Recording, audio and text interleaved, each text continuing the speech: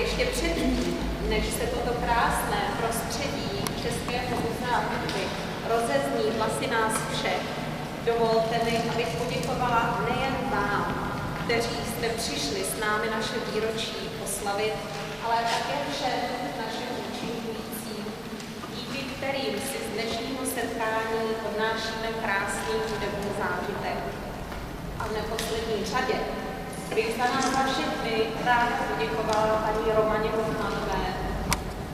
Bez jejíž usilovné celoroční práce s dětmi i dospělými by tento program zcela jistě nevznikl.